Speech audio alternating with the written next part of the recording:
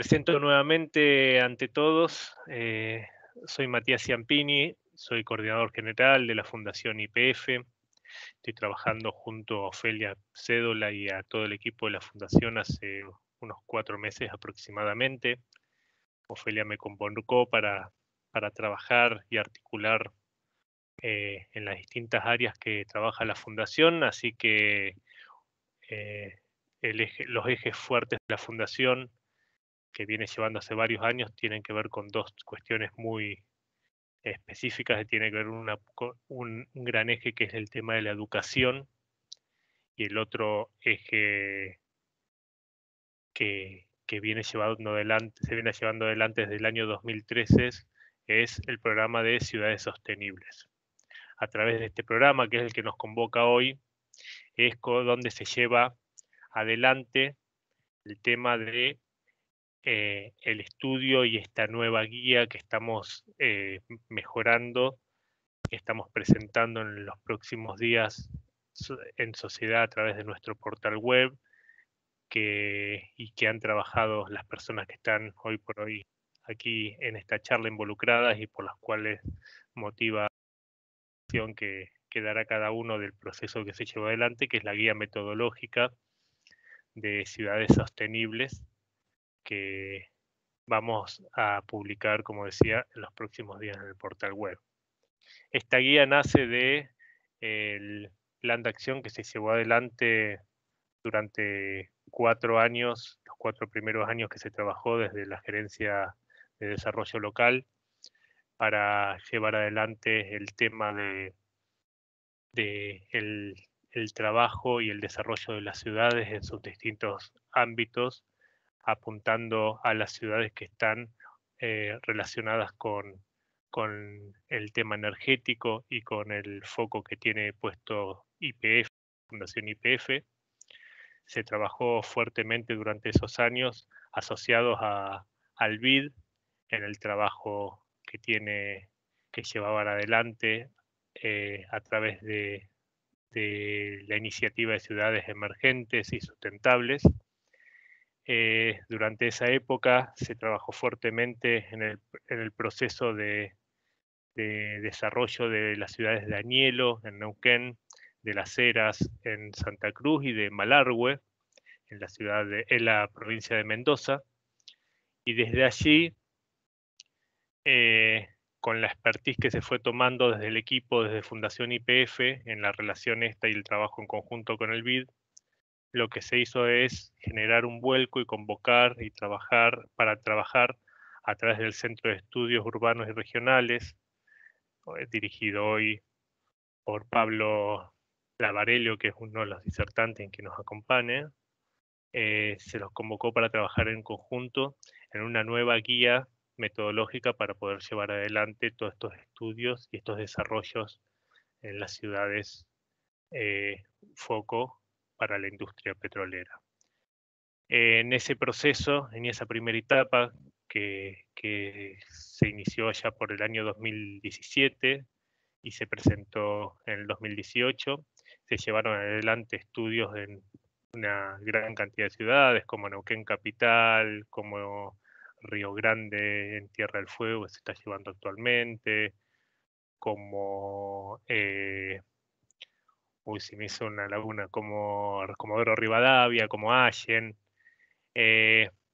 y están en proceso y finalizándose muchos de esos estudios, y se están también actualizando algunos de los que se habían llevado anteriormente, como en Las Heras o en Malargüe o Añelo. Con toda esa expertise y con todo ese desarrollo de los nuevos programas en estas ciudades, lo que se ha hecho es adquirir algunas herramientas nuevas, las cuales van a ser,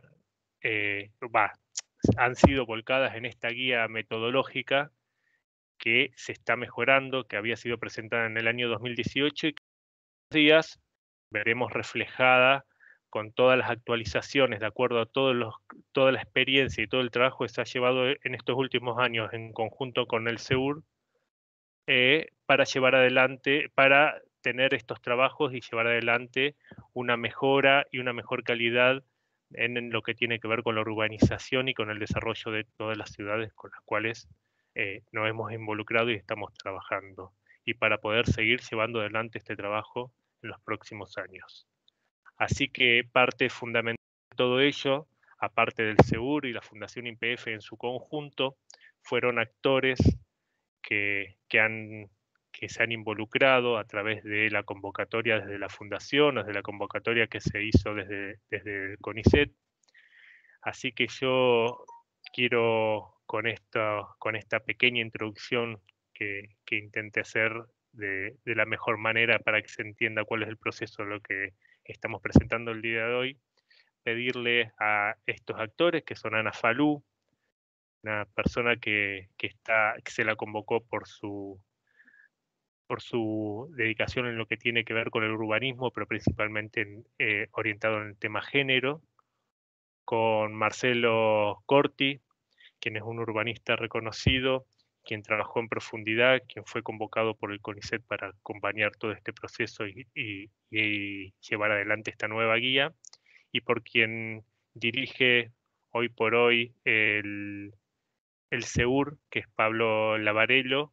Así que lo que voy a pedirles es que en 10 o 15 minutos, cada uno, a medida que les vaya proponiendo participar, puedan resumirnos cuál fue su experiencia y cómo fue la evolución de todo este proceso para llegar a esta nueva guía metodológica, la cual nos va a llevar a la planificación, a evaluar la planificación en el desarrollo territorial de las ciudades con las cuales vamos a trabajar.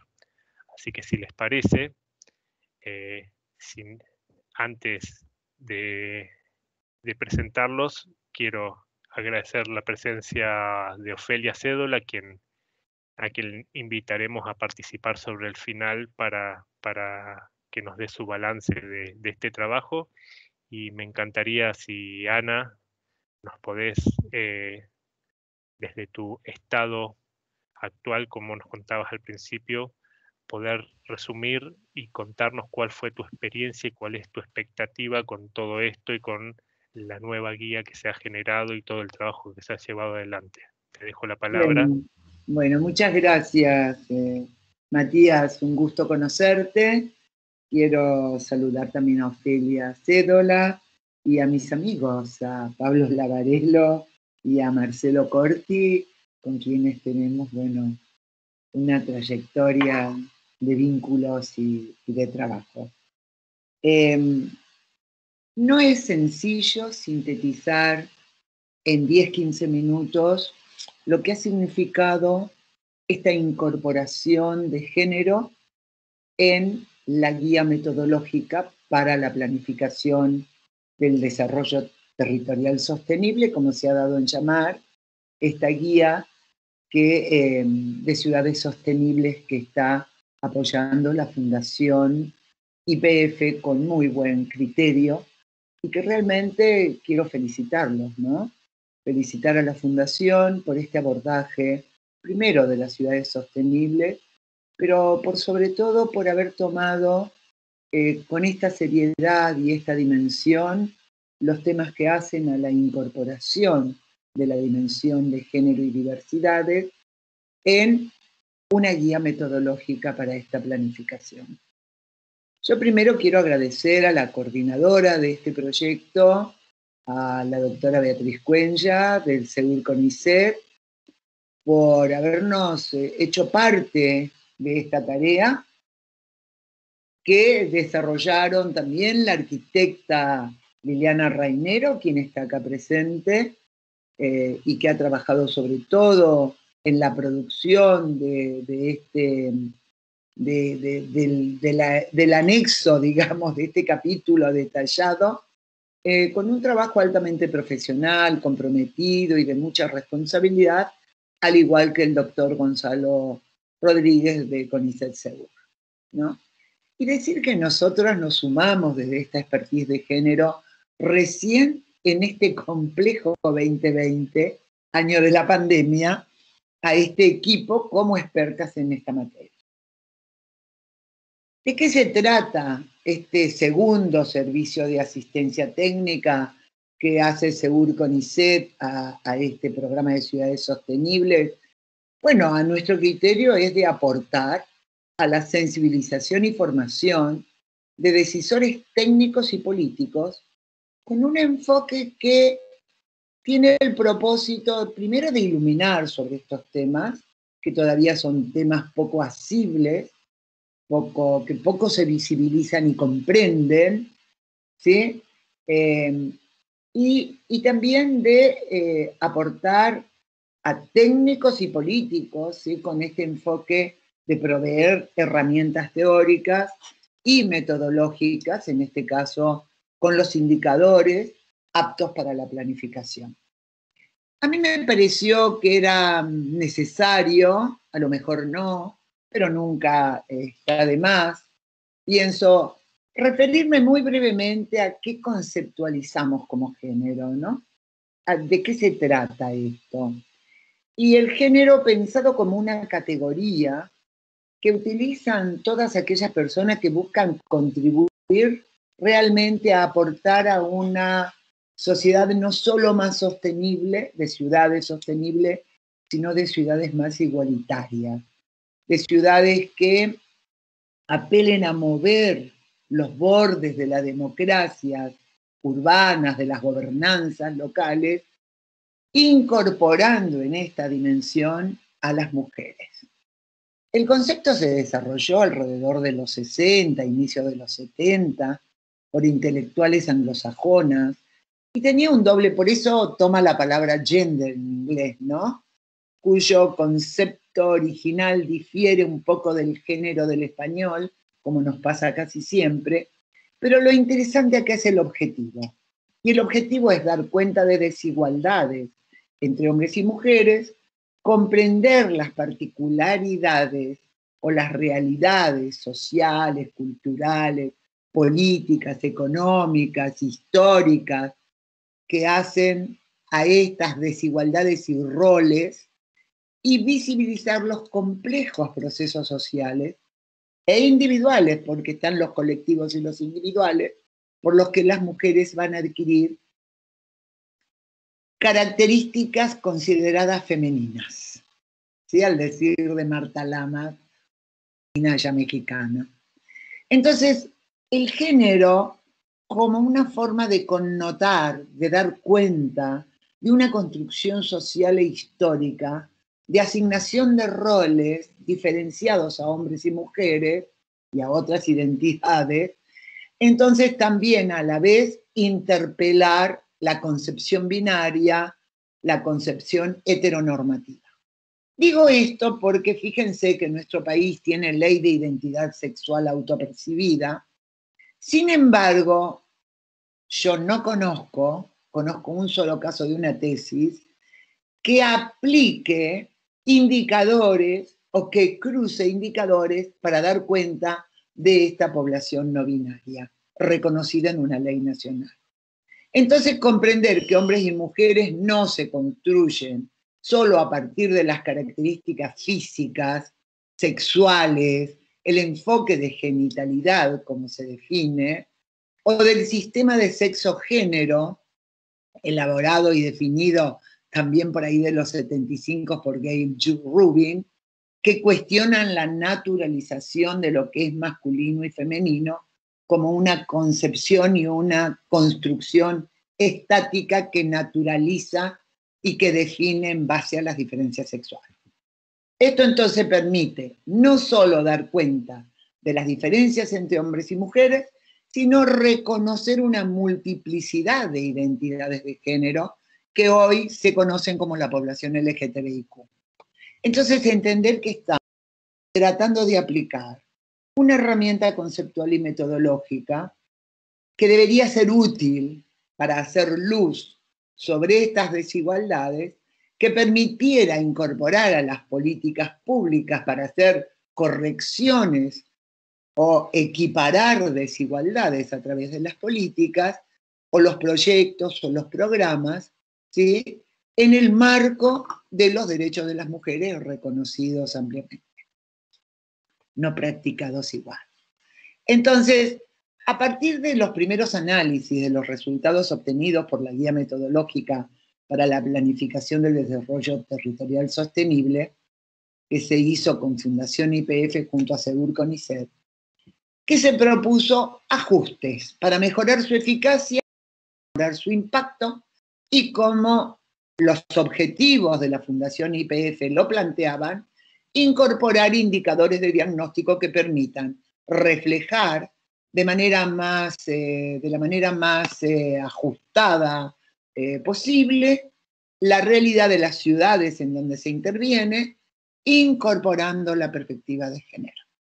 Yo creo que esto es valiosísimo, ¿no? Y realmente, cuando digo felicito a la Fundación YPF, no es una gestualidad formal, sino que es un reconocimiento para nosotras muy significativo, porque esto ya habla de reconocer actores de la sociedad civil que en general vienen siendo omitidos, invisibilizados en las políticas públicas, invisibilizados en las metodologías de abordaje, y que cuesta mucho incorporar a las metodologías de abordaje por varias razones, ¿sí?, que vamos a tratar de barrer, y en las propias investigaciones, ¿no?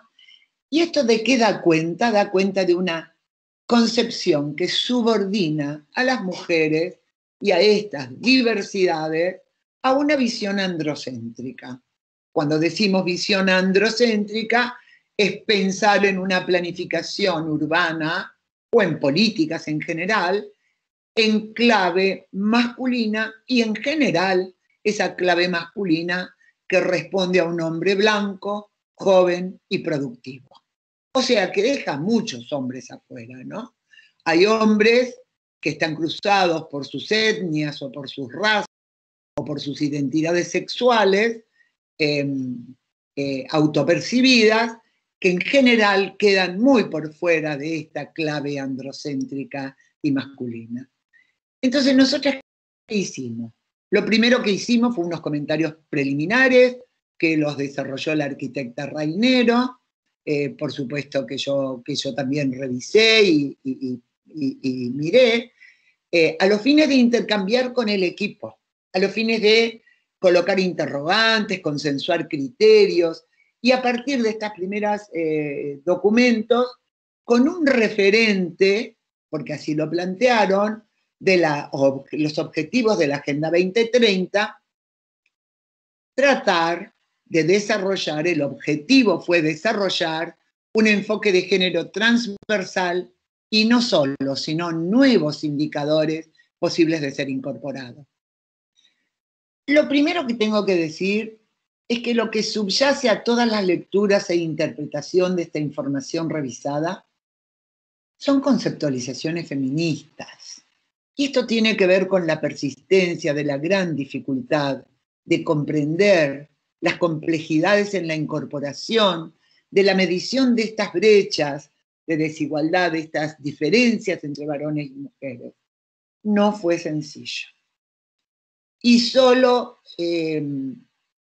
se pudo aplicar realmente en aquellos indicadores donde ha resultado posible y donde se plantearon correspondencias y valores a referencias nacionales, regionales o provinciales. Se trabajó además en base al Censo 2010, como bien sabemos, y a la EPH. ¿Qué pasa? Que la EPH, como también conocemos, no se aplica a todas las ciudades. Entonces esto demandó también apelar a otras bases de datos gubernamentales y no gubernamentales. En síntesis, hubo una identificación y ajuste de los indicadores, una inclusión de la perspectiva de género en un enfoque, ¿no es cierto?, para la guía de planificación territorial sostenible, un trabajo sobre la lista de los indicadores generales, buscando el criterio de transversalidad de género y desagregando por sexo todos aquellos indicadores que resultaban metodológicamente factibles. Adicionalmente, se elaboraron una lista de indicadores específicos de género. Voy a tratar de llegar a esto y por qué. Y se aportaron nuevos indicadores, porque había que dar cuenta de una problemática que es una problemática que tiene que ver con el género y la diversidad como enfoque.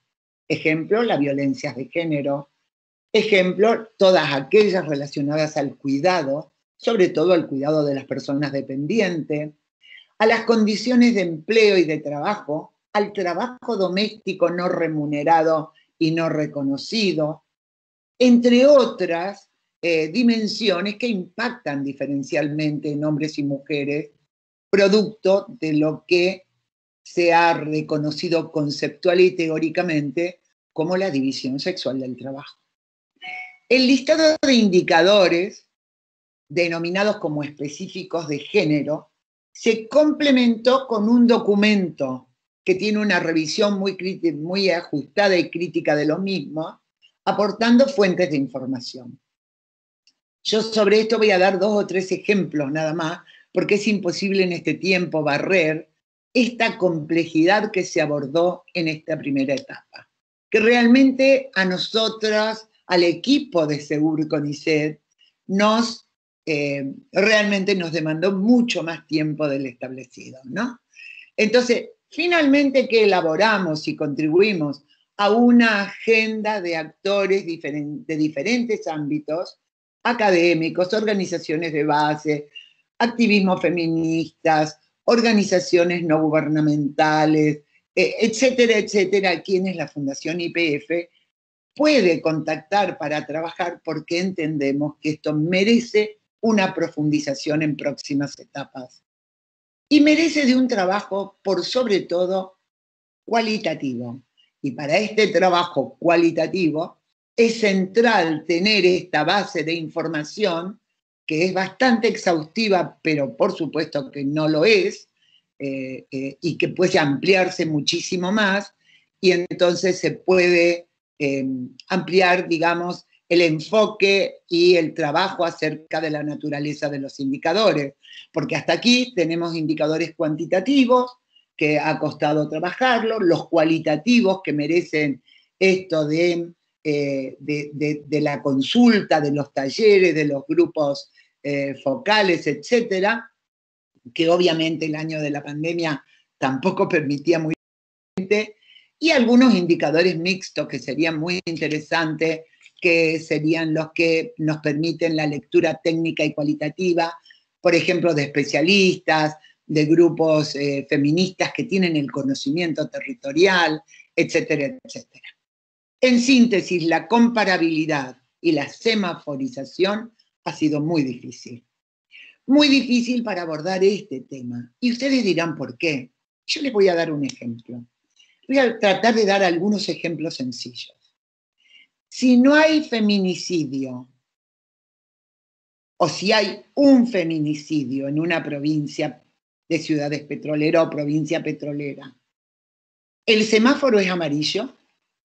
Y si hay 5 feminicidios o 3, ¿es rojo? Y si no hay feminicidio declarado, denunciado, reconocido, ¿es verde? Este es un tema muy espinoso. Ha tomado horas de debate y tenemos que realmente pensar cómo se expresan, de qué manera se miden estas dimensiones que son tan sensibles y críticas a la vida de las mujeres. Si realmente lo que queremos en la planificación es incorporar esta dimensión de género y diversidad. No hay suficientes estadísticas. Lo que se revisó hasta aquí sigue estando basado en un enfoque binario. Además, como ya dije, basado en un censo de hace una década y basado en datos parciales, ¿no es cierto? Y los datos en sí mismos a veces no dicen mucho.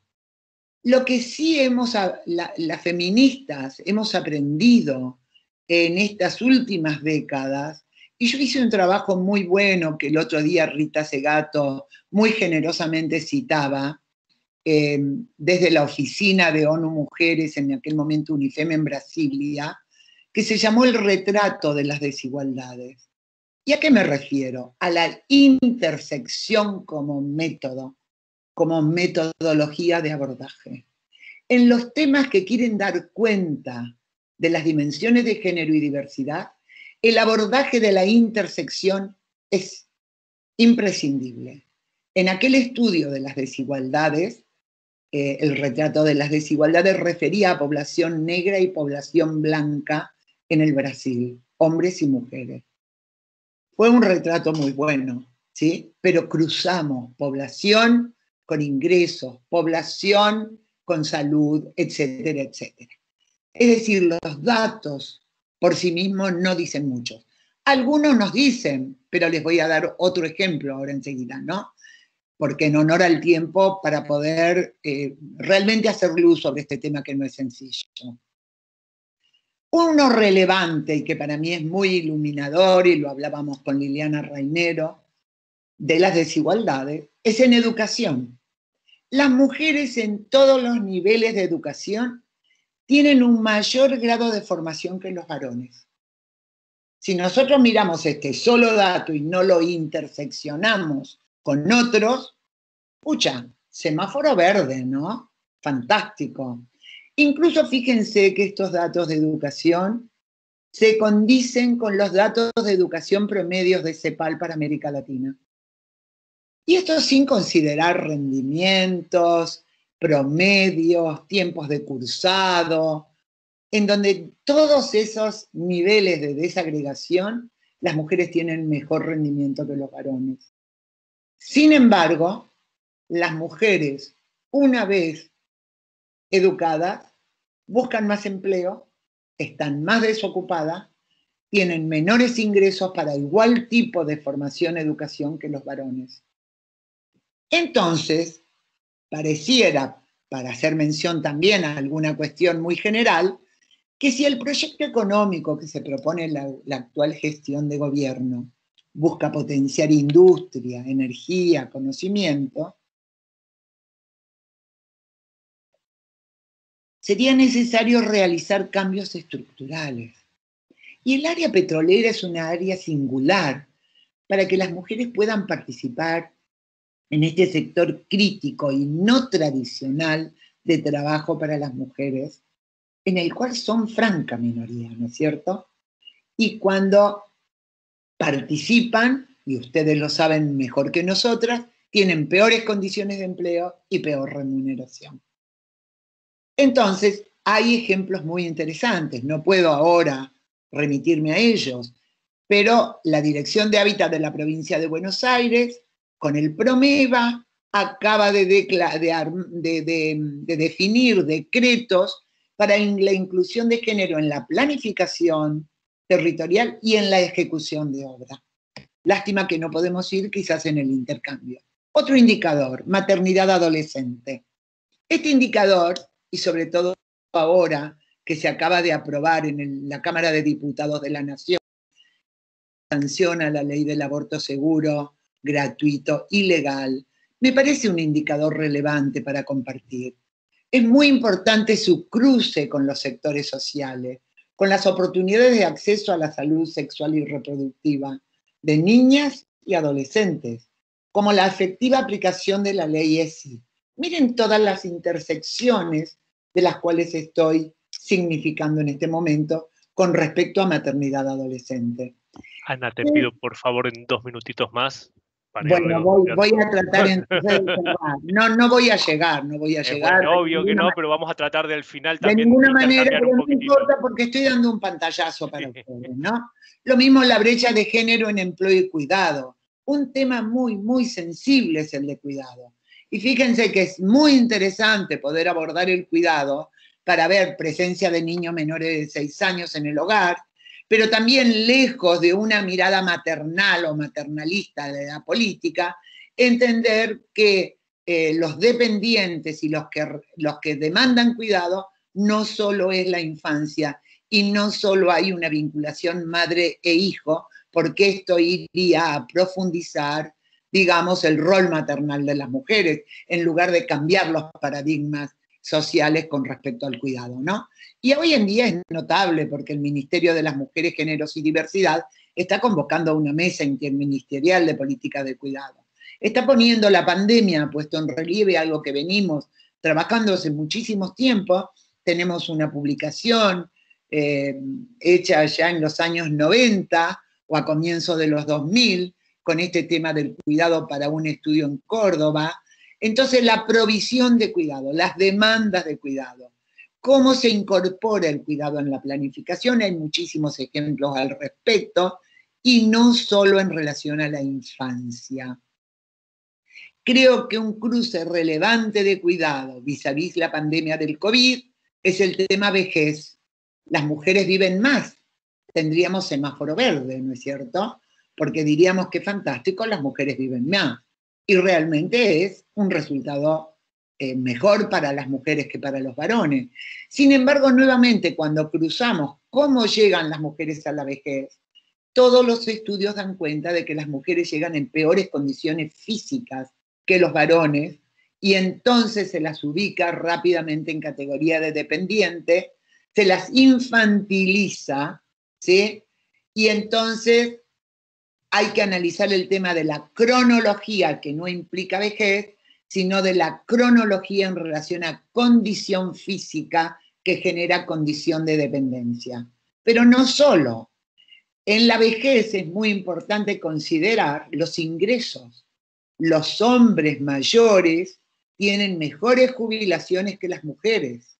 Y las mujeres en general, la mayoría en el mercado informal, la mayoría con trabajos con más bajas remuneraciones que los varones, van a tener pensiones o van a tener jubilaciones menores que no les alcanza para resolver la vida.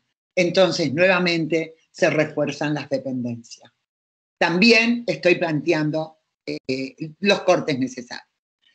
Voy a cerrar con este comentario sobre las violencias, que lo voy a hacer muy corto, para que no te preocupes con el tiempo, Matías, y es el tema de las violencias, ¿no? No podemos dejar de mencionarlo como un ejemplo, porque realmente esto es una información que tiene muchos bemoles, ¿sí? Que cómo se denuncia, quiénes denuncian, cuánto denuncian. La información es muy engañosa. Podemos entonces considerar datos comparativos entre provincias que no presentan violencia con respecto a cuánta violencia de las otras provincias. ¿Cómo semaforizar este tema? ¿Cómo realmente ponerlo en valor? Y las denuncias, como hablábamos esto también con Liliana Rainero, decíamos, y me decía ella, Ana, no son cantidad de denuncias. Claro, tenés razón, son números de personas que renuncian. Entonces, no son referencia el número de denuncias, porque una mujer puede haber hecho 10 denuncias, como conocemos algunos casos de feminicidio, ¿no?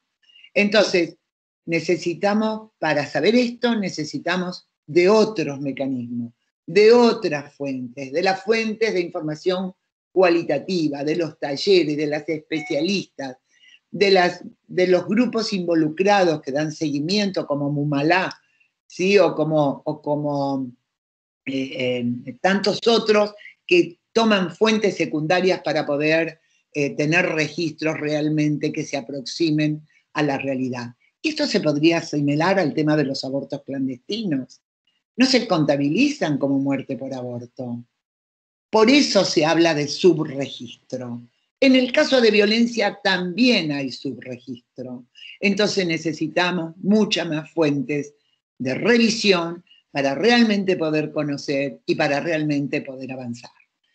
Me hubiera gustado comentar algo sobre transporte, que es un tema más duro, pero no podemos, y entonces quiero cerrar diciéndoles que yo afirmaría que el poder se expresa en todos los espacios de la vida. Se expresa también en los espacios urbanos, en los espacios, en las distintas escalas territoriales y en la vida cotidiana, tanto en los privados como en los públicos, y que estos generan relaciones de desigualdades que han colocado a las mujeres y a la diversidad en estos lugares de subordinación. Cuando hablamos en América Latina o en Argentina, que hay más de 1/3 de hogares bajo jefatura, o sea, bajo responsabilidad única de mujeres, que tienen más del doble de infancia como dependientes que los hogares de las mujeres más ricas, de las mujeres pobres con respecto a la más rica, estamos dando cuenta de unos datos sociodemográficos que necesitan ser atendidos. Porque cuando hablamos de hogares nucleares con jefatura masculina, tienen ustedes que tener en cuenta que esos hogares casi siempre tienen una mujer que acompaña a ese hombre, que comparte con ese hombre las responsabilidades y que en general asume toda la tarea reproductiva y la tarea de cuidado. Entonces, para entender estas relaciones de poder necesitamos conocer dónde, cómo y por qué se ubican las mujeres en cada ciudad, quiénes tienen acceso y control a recursos, cómo se decide, cómo se aplican, qué planes de igualdad existen, qué política urbana de planificación urbana con perspectiva de género se conoce, etcétera, etcétera. Las relaciones de poder están atravesadas por otras condiciones, nuevamente la interseccionalidad, tales como la condición social, la racial, la étnica, las discapacidades, la identidad sexual, las etarias u otros atributos. Lo dejo acá y muchas gracias. Muchísimas gracias, Ana. Muy interesante tu disertación, orientada desde tu especialidad en el tema género para el desarrollo urbanístico de las ciudades en las cuales se aplicará la nueva guía. Y nada, me da pie para invitar a que diserte y a que nos cuente desde su visión y desde su expertise este proceso y cómo se llevó adelante a Marcelo Corti. Así que, Marcelo, un gusto y te agradezco tu intervención. Muy bien, muchas gracias Matías, muchas gracias Ana. Realmente es importante que estos enfoques de género en lo que vos sos referente ineludible en Argentina se incorporen cada vez con más fuerza, como se están incorporando en otros temas, que se incorpore a la planificación y a la gestión urbana.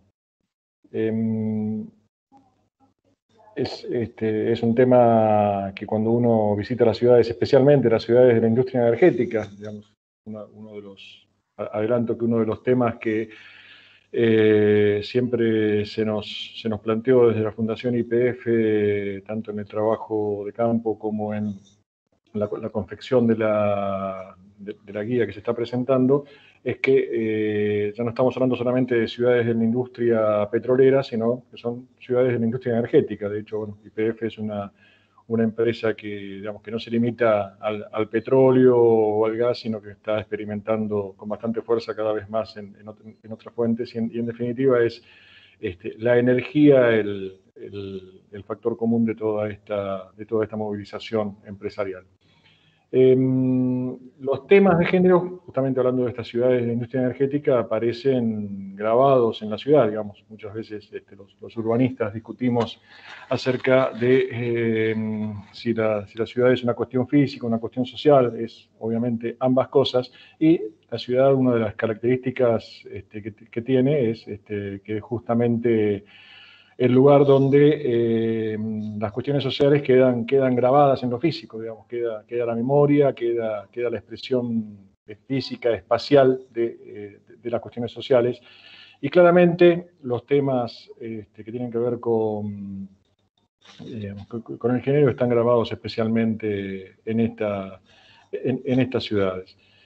No me voy a referir a ellos porque obviamente estando Ana presente y con lo que nos ha contado, creo que es si bien un pantallazo, pero es claramente una expresión de lo que corresponde a esa instancia.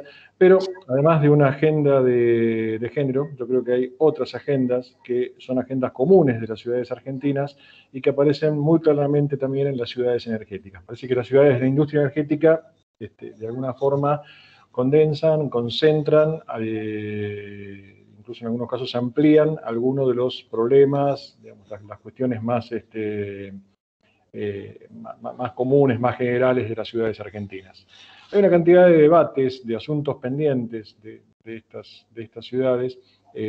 Yo voy a hacer referencia, obviamente el género es una de ellas, y voy a hacer referencia solamente a tres que me parecen esenciales.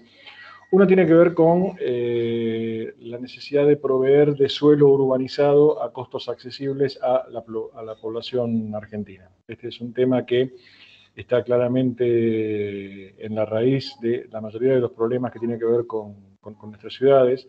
Muchas veces hablamos del déficit de vivienda, de la falta de cumplimiento del derecho a la vivienda, pero muchas veces se omite. Por suerte creo que estamos empezando a tomar conciencia de esto, de que el principal problema es que el elemento básico en el que se asienta cualquier vivienda de cualquier característica, que es el suelo, no está incorporado, digamos, a un precio accesible, no está accesible económicamente para gran mayoría de la población. Ya no hablemos de sectores populares o incluso de sectores marginales, sino que inclusive de sectores medios profesionales.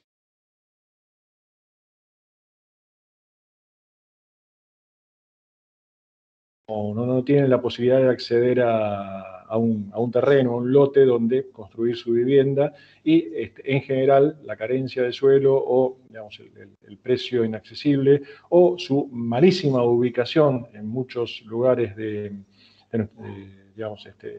con falta de servicios, con falta de equipamientos en nuestras ciudades, está generando un déficit realmente tremendo en este sentido.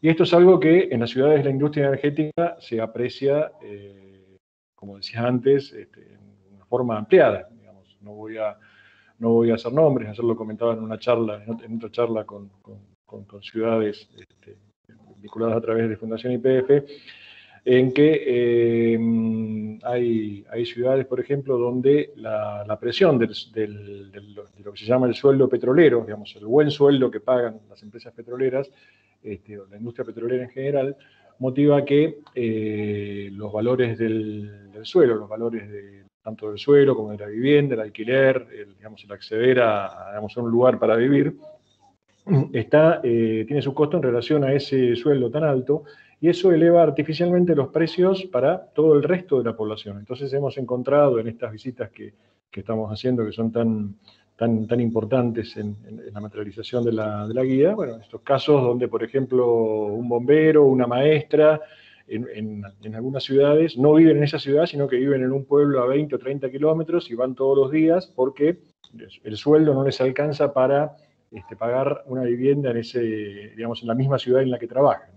Vale decir que hay un desfasaje que, yo creo que sería absolutamente esencial que estas ciudades tomen las riendas en ese sentido.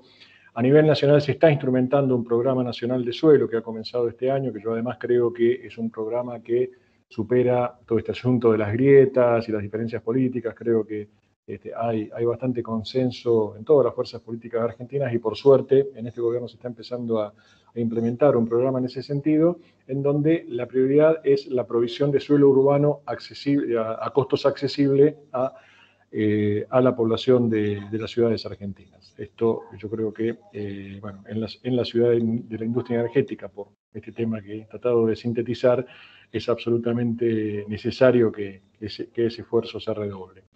Un segundo tema tiene que ver con cómo compatibilizamos el paradigma de desarrollo económico y social, que muchas veces lo tenemos atados a indicadores muy antiguos, o muy del siglo XX, o muy de periodos desarrollistas, donde, bueno, se supone que mayor consumo, mayor motorización, mayor cantidad de automóviles y demás, son indicadores de un desarrollo económico y social, y bueno, muchas veces esos indicadores no son compatibles con otros paradigmas, en este momento absolutamente acuciantes, como lo son de un desarrollo urbano sostenible, un concepto ya a esta altura muy trillado, pero muy poco realizado.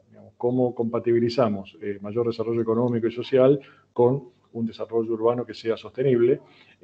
¿Cómo buscamos otros indicadores? ¿Cómo buscamos, si se quiere, otros conceptos de desarrollo que no hagan girar, así como Ana mencionaba, no podemos entender las ciudades simplemente desde la óptica del hombre blanco de 25 a 60 años con un empleo ejecutivo, sino que tenemos que pensar en términos más amplios. Bueno, tampoco podemos pensar las ciudades simplemente para el automóvil o para, digamos, el desarrollo del automóvil privado, porque eso implica un consumo de recursos, porque eso implica perder espacio público para la gente, porque eso implica una cantidad de inconvenientes que tienen que ver con lo ambiental, con el goce del espacio público, con cuestiones urbanísticas, sociales, etcétera, con hacer depender la movilidad de la tenencia de un automóvil y demás.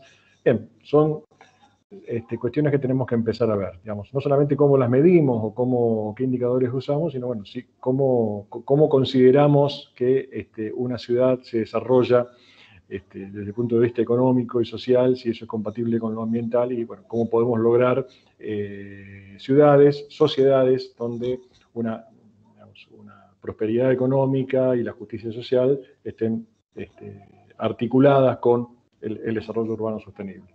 Y finalmente, un tema que creo que es absolutamente esencial, que es la recomposición de una ciudad pública e integrada. Yo muchas veces he sostenido que en periodos de la historia argentina, afortunadamente superados, donde prevalecía desde el punto de vista político una concepción autoritaria y teníamos una sucesión de dictaduras cada vez más atroces con democracias débiles, periodos democráticos muy cortos y muy débiles, incluso bueno, con proscripciones y demás. A pesar de eso, ese periodo estaba caracterizado por una sociedad que en lo urbano, yo creo que por una cantidad de cuestiones que tienen que ver con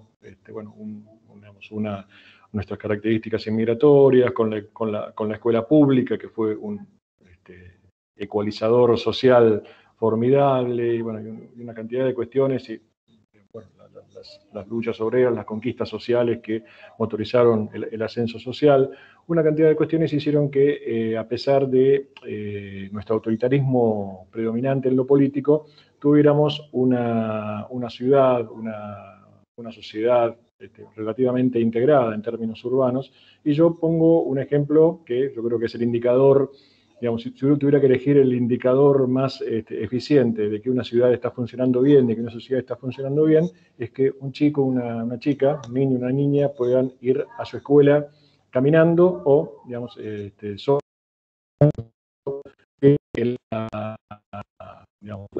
ese rito cotidiano de ir a la escuela, en lo posible una escuela pública, obviamente, tenga condiciones de seguridad, tenga condiciones de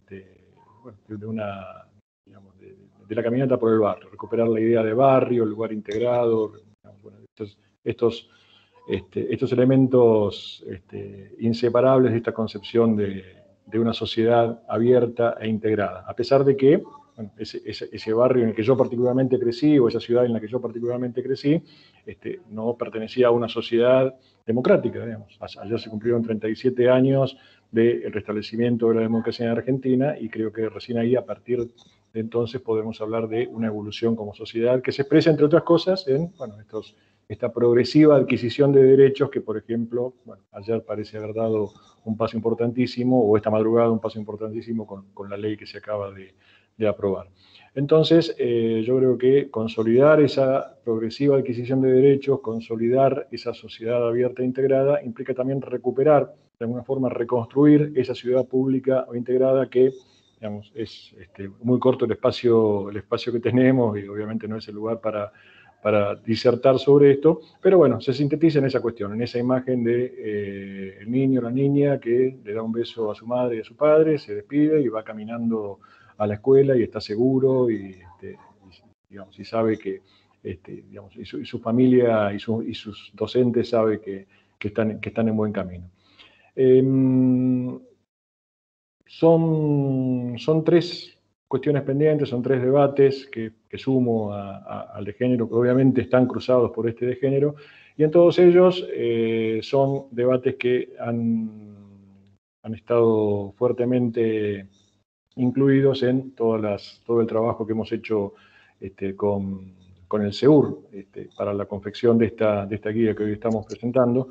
Yo particularmente estoy muy agradecido, digamos, mi participación fue realmente un aprendizaje muy fuerte para mí, con Beatriz Cuenya, con Daniel Cosa, con Gonzalo Rodríguez, que está aquí del inbound, y hay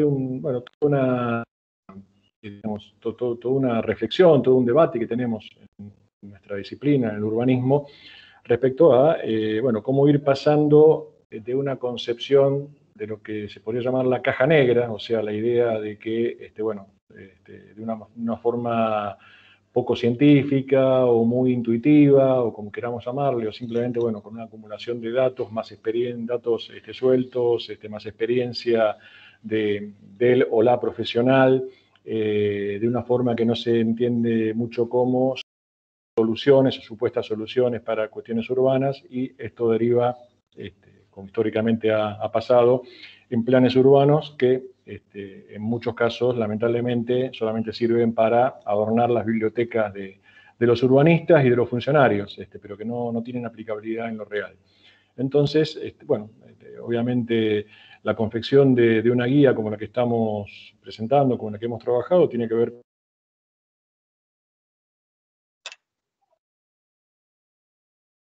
Marcelo se cortó. A todos se les cortó, perdón. Sí, parece que se Perdimos quedó. conectividad con Marcelo. Lo perdimos a Marcelo, qué pena. Lo perdimos, sí. Bueno, estaba justo finalizando su intervención. La verdad que uno, desde el perfil de profesional de Marcelo, por ahí en los papeles podría haber esperado algo un poco más técnico, pero no deja del urbanismo estar cada día más atravesado, como él decía al principio de su conversación, por las cuestiones sociales, incluida obviamente el tema género, como Ana nos explicaba y nos comentaba al principio, la importancia que tiene que ver eso en lo que tiene que ver con el urbanismo en la actualidad, y cómo las cuestiones sociales históricas. Perdón, Marcelo, estaba tratando de conectar. Perdonen ustedes, No, pero no, dale. a los problemas ya mencionados deberíamos agregar los problemas de los proveedores monopólicos de Internet que no cumplen, que no prestan servicios adecuados. Bueno, voy cerrando, de todas maneras ya estaba cerrando. Dale. Entonces, esta cuestión de cómo pasamos de una correcta recolección de datos a una metodología más transparente, más científica, a la provisión de soluciones adecuadas para estos debates pendientes que tenemos en la sociedad argentina, en las ciudades argentinas, y de los cuales las ciudades de la industria energética son un muestrario, como decía antes, ampliado, no solamente muy representativo, sino donde también las potencias, las oportunidades se sintetizan, se amplían y se ven incluso como con un microscopio con mayor claridad. Así que, básicamente esto, y en ese sentido creo que la confección de esta guía ha sido un paso muy importante en ese sentido.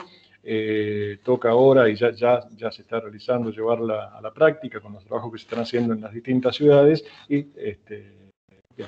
muy agradecido por mi parte al SEUR, a Beatriz y a todo el equipo por haber participado en esto y por los resultados de esta tarea que ahora, a partir de ahora, como se dice futurísticamente, sale a la cancha y ahí se verá cómo funciona. Muchas gracias.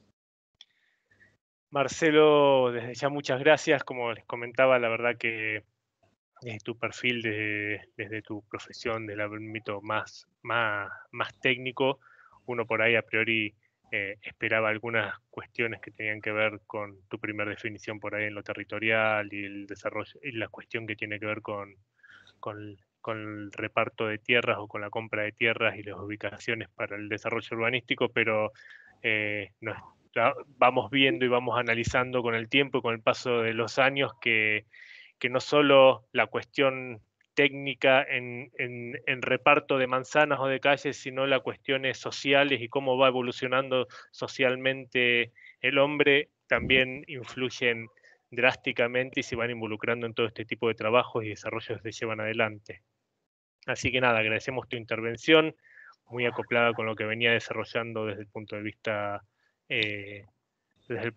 de género Ana, y bueno, nos queda la tercera intervención de quien hoy, siendo el SEUR desde el CONICET, Pablo Lavarello. Así que, Pablo, te cedo la palabra y quisiéramos saber cuál es tu visión de este trabajo que se viene realizando ya hace bastante tiempo y que hoy por hoy tiene una evolución que creo que es muy importante y que tiene mucho que ver con, bueno, con género, pero con cuestiones sociales en profundidad, más allá de lo que tiene que ver con el urbanismo como uno lo tiene en la cabeza históricamente en sí. Así que te dejo la palabra. Muchas gracias, Matías. Bueno, muchas gracias por la convocatoria. De por sí yo vengo un poco en representación institucional, como desde la dirección del SEUR. Desde ese punto de vista felicito y agradezco a la Fundación YPF y al equipo del SEUR, especialmente a Beatriz, que no pudo estar por temas familiares hoy y que un poco impulsó desde la dirección en su momento el inicio de este camino y que, bueno, siguió en todo el desarrollo de este proyecto. Bueno, muchas gracias a Ana, Marcelo, digamos, por la participación en el equipo, junto a Gonzalo, Daniel y otros miembros del SEUR. La verdad que digamos, tanto en el manual y en lo que expresan, como en las intervenciones previas, donde aparece con mucho potencial lo que es la perspectiva de género, no solo como objeto de estudio, sino como metodología, introducir la transversalidad, la intersección entre distintas disciplinas, la cuestión que planteaba Marcelo respecto a la importancia de introducir la cuestión central del acceso al suelo, de discutir de una vez por todas nuevamente los estilos de desarrollo, ¿no? Esto que planteaba Marcelo creo que es importantísimo.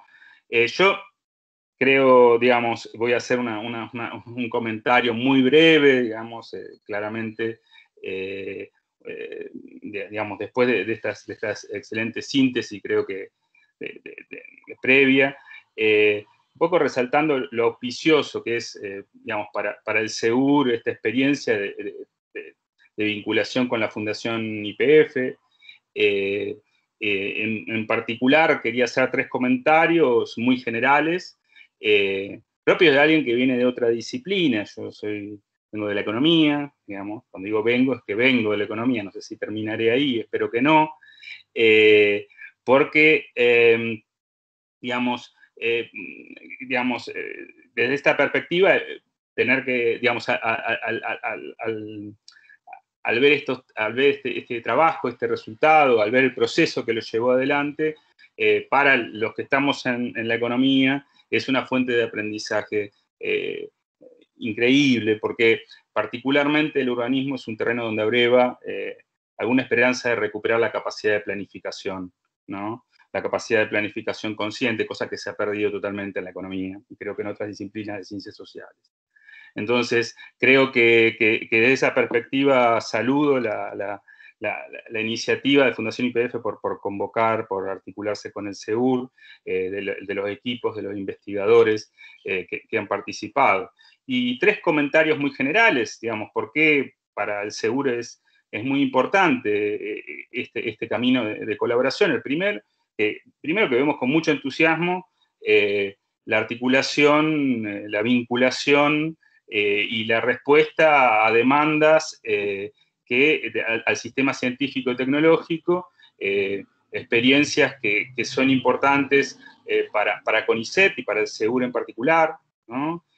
Más en particular cuando esta demanda para nosotros es central, que viene de Fundación YPF, vinculada claramente a YPF. Cuando hablamos de YPF estamos hablando de una demanda del sector, de una empresa con participación estatal, del sector público. Esto para nosotros es importante, un poco una cuestión que resalta es que vemos después de décadas la posibilidad de que se expandan este tipo de articulación entre CONICET y empresas de participación estatal, o sea, vuelve a tener centralidad la idea del Estado con esta cuestión que reaparece en cierta literatura, la necesidad de llevar adelante misiones, ¿no? O sea, acá está muy en boga Mariana Mazzucato con sus trabajos, y donde empresas estatales son centrales. Un poco uno ve en la historia de la Argentina, los 2 o 3 sectores donde hay un salto tecnológico están muy asociados a estas misiones durante la industrialización sustitutiva o en el periodo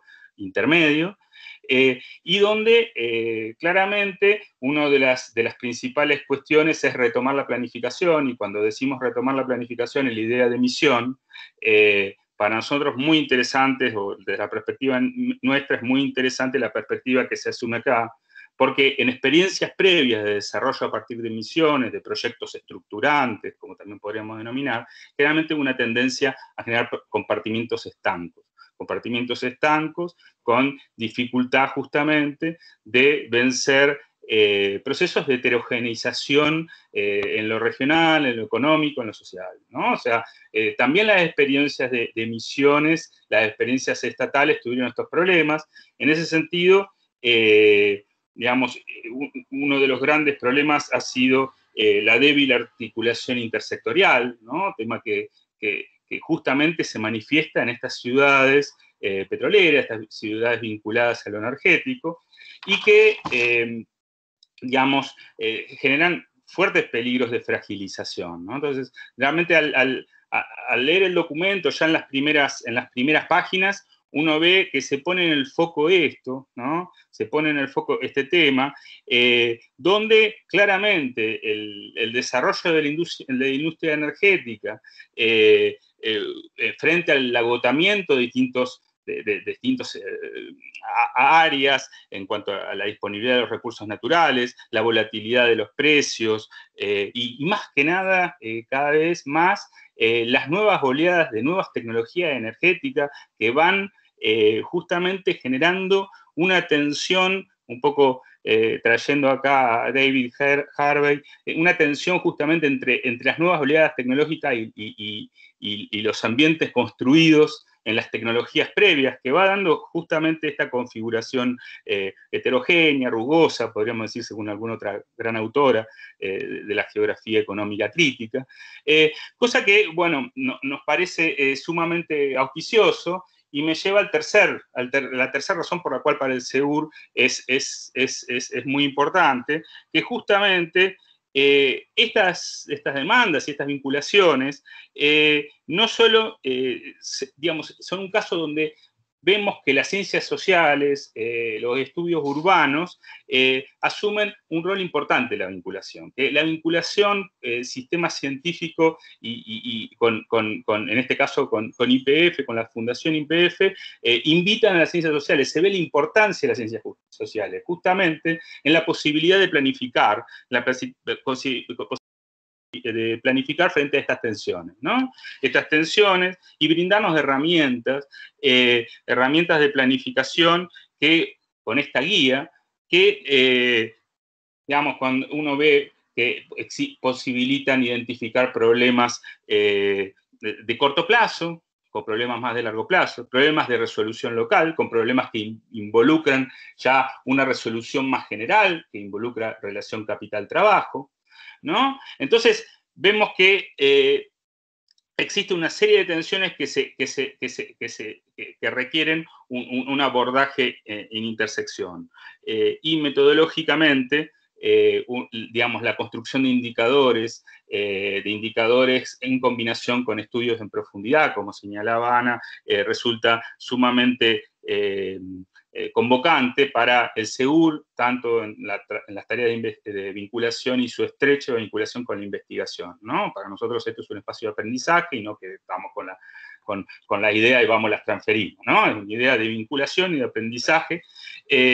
Por lo cual, bueno, en resumen, saludo, felicito Fundación YPF, al equipo de SEUR, a los investigadores que jugaron, investigadores que jugaron un rol central en esto, y bueno, y también saludo la convocatoria de continuidad digamos, que se plantea, llamando a nuevos abordajes, ¿no? A nuevos abordajes, donde lo cuanti, lo quali, la intersección, me parece sumamente convocante. Bueno, muchas gracias. Era básicamente esto que quería comentarles, y saludo a la iniciativa. Pablo, muchísimas gracias por tu intervención y por tus aclaraciones y profundización en algunas cuestiones. La verdad que nos han acompañado en esta charla 3 perfiles, uno que viene orientado desde el ámbito más social, de las ciencias más blandas, otro desde lo que tiene que ver con la parte más blanda de las ciencias duras, que podemos llamar las arquitecturas. Yo soy hijo de arquitectos, una de ellas urbanista, y la verdad que lo he mamado toda la vida. Sé que se consideran más sociales que técnicos o de las ciencias duras.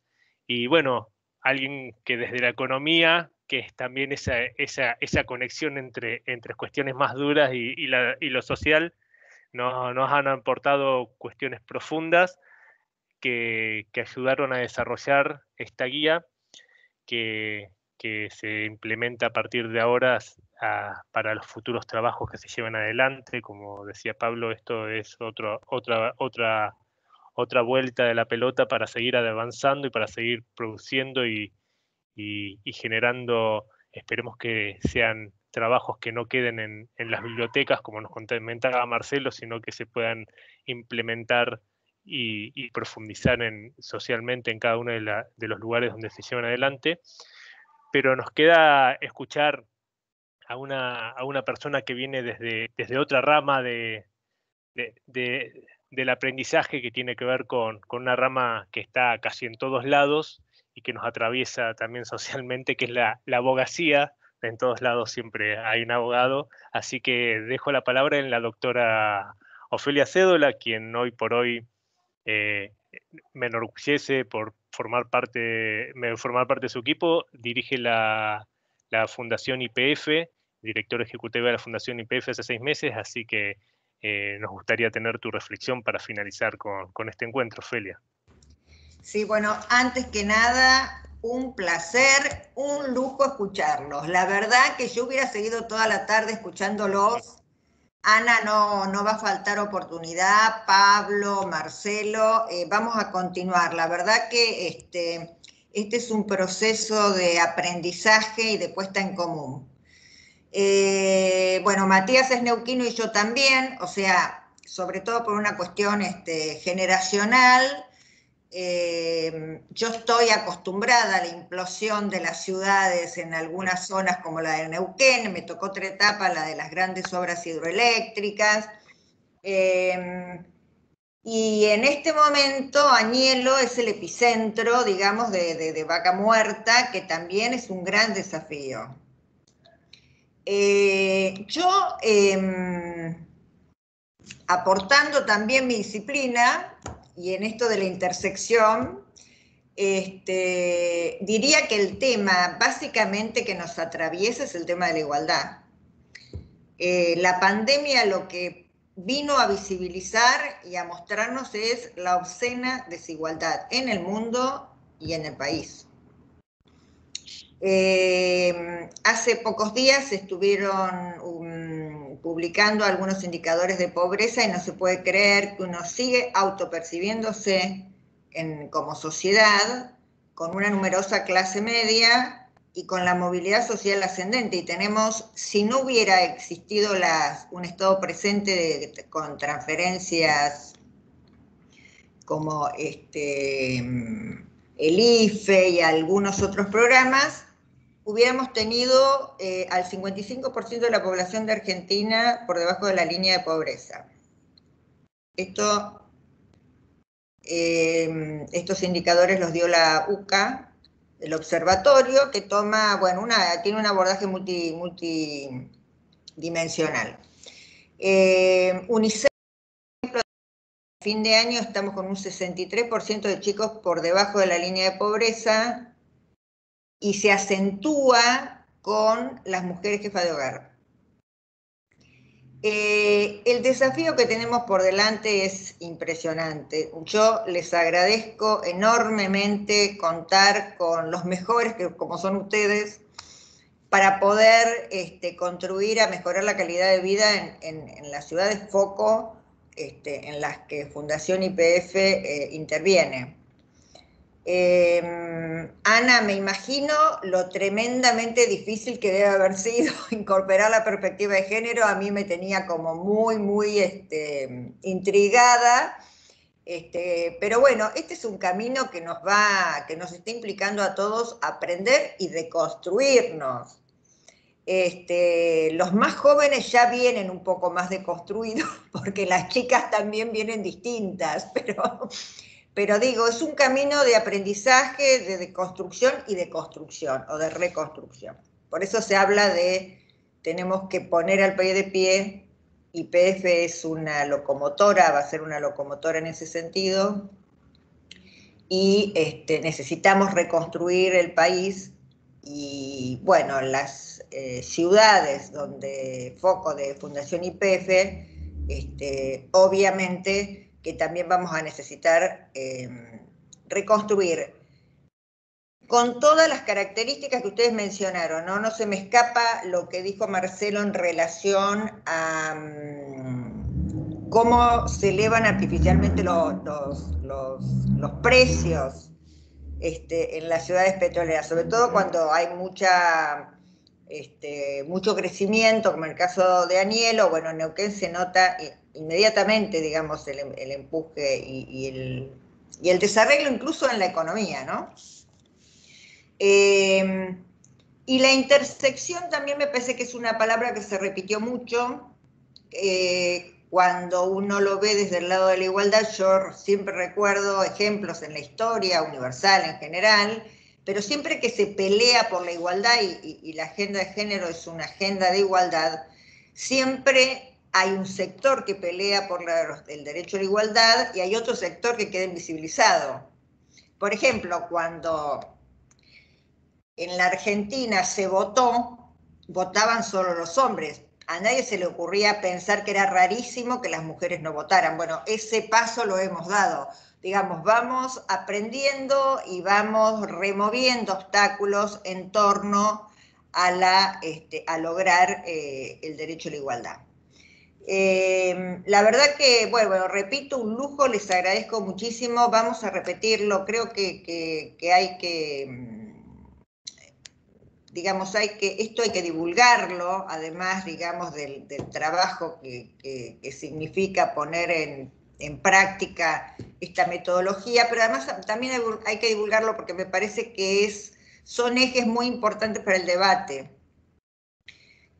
Así que, bueno, vamos a tener tiempo para trabajar en conjunto, y desde ya un lujo para nosotros contar con el aporte de ustedes. Así que muchísimas gracias. Muchas gracias. Muchísimas gracias, Ofelia, por tu intervención. La verdad que sí, ha sido un lujo y un placer poder compartir esto con cada uno de ustedes. La verdad que esto ustedes lo saben más que nadie, como vienen trabajando y en equipo, no se cumple solamente con las grandes mentes y pensando las grandes que lo van desarrollando y conduciendo, sino también con grandes equipos de trabajo. Y hoy nos están acompañando, si me dejan que los vaya presentando, porque la verdad que son parte de todo este proyecto y todo esto que se ha llegado. Antes de finalizar, sé que está Anabela. Anabela, yo no sé si puede tener un hilo de voz como para ayudarme a presentar a cada una de las personas del equipo y para hacer como una foto final entre todos. Así que la veo ahí presente, no sé si es posible, si no los voy presentando yo y le pido a Federico si prende su cámara y me ayuda a nombrar a cada uno de los chicos, y van prendiendo las cámaras que la tuvieron apagada durante el encuentro para poder tener una mejor vista de quienes disertaban. Así que nada, Fede, ustedes que conocen más a todos, te pediría si me ayudás y me acompañás en esto. Desde ya, Mati, un gusto y gracias. Hago un repaso rápido, ¿no?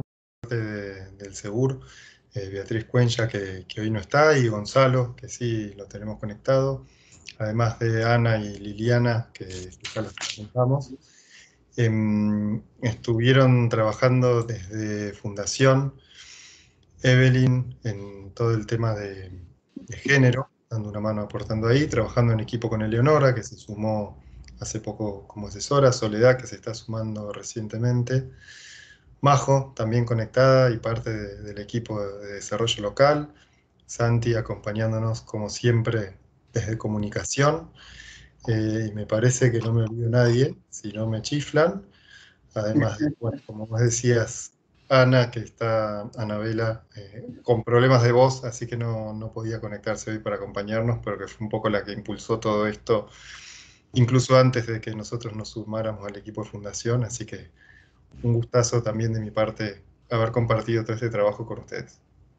Bueno, te agradezco, Fede, agradecido mucho al CONICET y al SEUR en particular, Pablo, por acompañarnos en esto como un órgano de las ciencias, del pensar, de las ciencias sociales y las ciencias duras que desarrollan en la sociedad argentina e intentan llevar adelante las cosas de la mejor manera o tratar de conducirnos de la mejor manera para ir mejorando cada día, desde las particularidades de cada uno, desde Ana, desde Marcelo, desde sus expertise y desde su trabajo, y desde la conducción desde la Fundación Ofelia, para seguir profundizando, trabajando y llevando adelante esto.